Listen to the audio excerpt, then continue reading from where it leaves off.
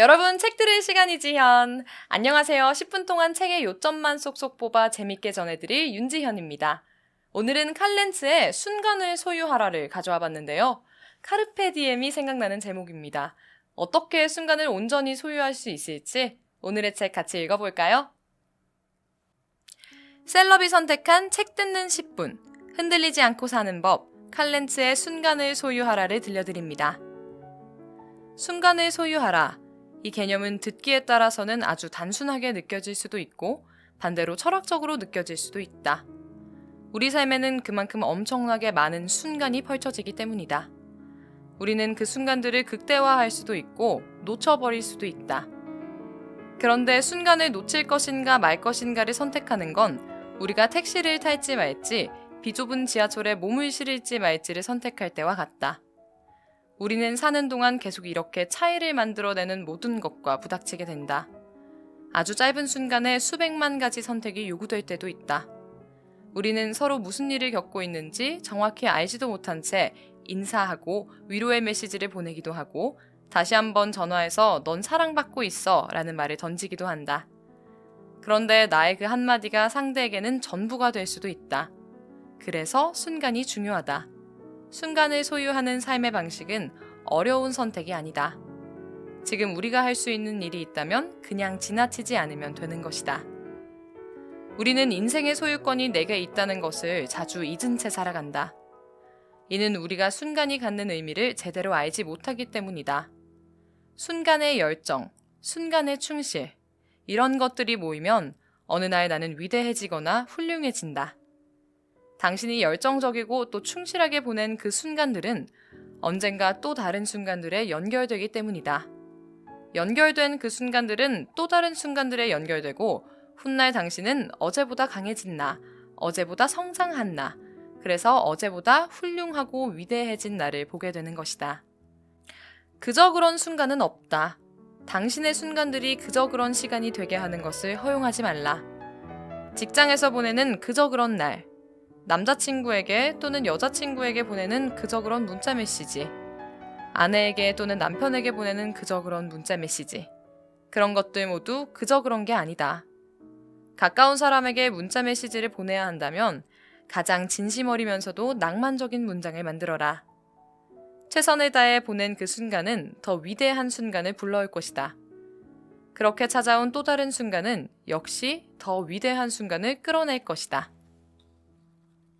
순간을 소유하며 살라는 것은 세상이 나를 흔들어놔도 크게 흔들리지 않고 사는 방법이다. 그러나 순간을 소유하거나 흔들리지 않고 살기 위해서는 의도적인 감속의 순간이 필요하다. 속도에 대한 의도적인 자각 없이는 속도 중독에 빠질 수밖에 없다. 우리는 같은 상황에서 타인이 나보다 훨씬 더 좋은 것을 누리는 것처럼 보일 때 부러움을 느낀다. 이는 식당에서 다른 사람들이 고른 음식을 보는 즉시 나도 저걸 주문할 걸 그랬어 하고 후회하는 모습으로 나타난다. 마치 나는 메뉴판을 전혀 보지 않고 주문한 것처럼 말이다. 우리는 같은 레스토랑에서 같은 메뉴판을 보고 있다.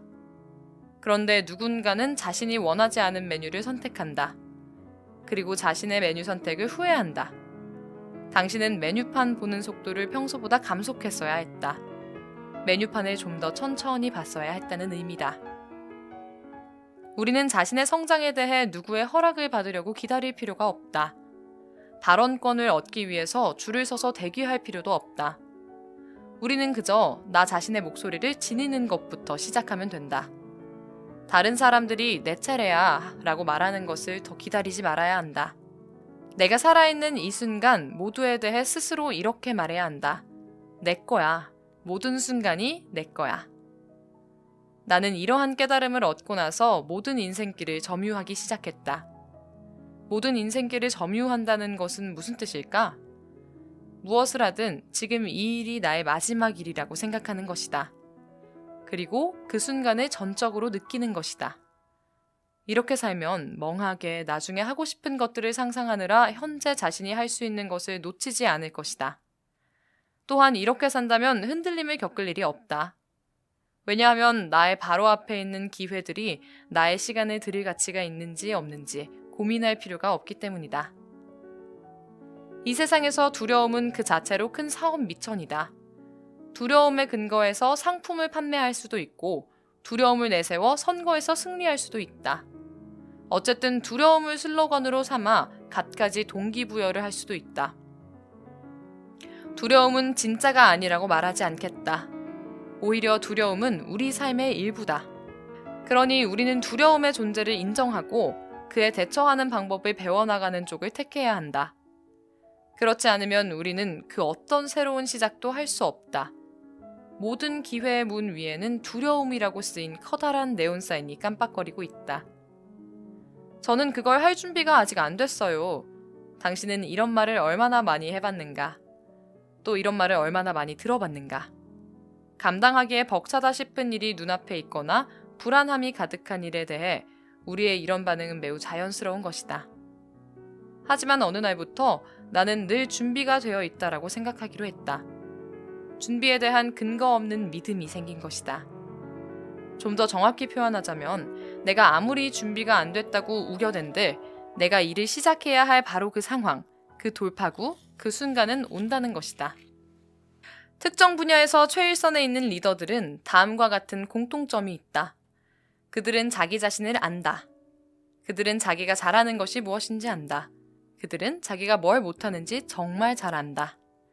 자기가 잘하지 못하는 특정 분야에 대해서는 주변에 전문가를 많이 둔다. 그러면 모두가 더 나아지고 같이 성장한다. 자기가 잘하지 못하는 것에 대해 평생을 의식하고 걱정해온 사람은 안타깝게도 자기가 뭘 잘하는지, 뭘 하기 위해 태어났는지 알아내는 능력을 잃어버렸다. 그것은 인생을 좌절로 이끄는 매우 무서운 함정이다. 우리의 모든 문제는 지혜의 부족함에서 오는 일도 있지만 관점의 결여에서 오는 경우가 더 많다. 혼자 사는 게 좋다던 독신자가 관점을 바꿔 결혼하고 싶어졌다. 결혼하면 지금 나의 문제가 많이 해결될 거야. 나는 훨씬 더 강해질 테고 유혹과 스트레스도 적어지겠지. 나에게는 영혼의 반려자가 필요해. 그런 관점에서 그는 결혼한다. 이제 시간이 흐르고 환경도 바뀌어 이렇게 말하기 시작한다. 나의 가장 큰 문제는 결혼했다는 거야. 내가 혼자였다면 훨씬 더 많은 걸 할 수 있을 텐데 말이야. 지금 당신을 잠 못 들게 하고 불안과 걱정을 유발하는 것들이 있는가? 그렇다면 적어도 그 절반은 당신이 생각하는 것만큼 나쁘지 않다고 말해주고 싶다. 지금 당신의 관점이 부정적인 방향으로만 쏠려 있기 때문이다.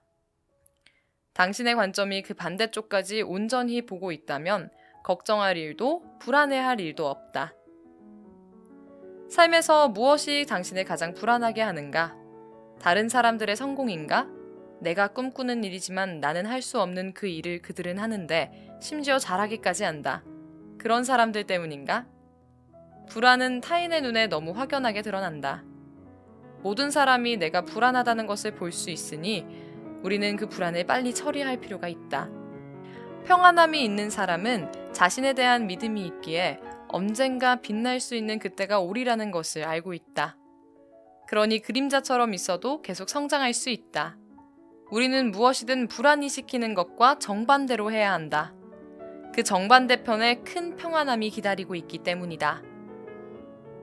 우리는 세상을 변화시키는 일을 너무 복잡하게 만들어버렸다. 그래서 많은 사람이 세상을 변화시킬 시도조차 하지 않으려 한다. 또한 우리가 마주하고 있는 문제들은 엄청난 것들이다. 하지만 우리가 순간순간 취해야 할 행동은 큰 것이 아니다. 모두 다 하려고 할 필요도 없다. 그냥 지금 일어난 그 일을 외면하지 않고 지나치지 않고 그것을 위해 뭔가를 하면 된다.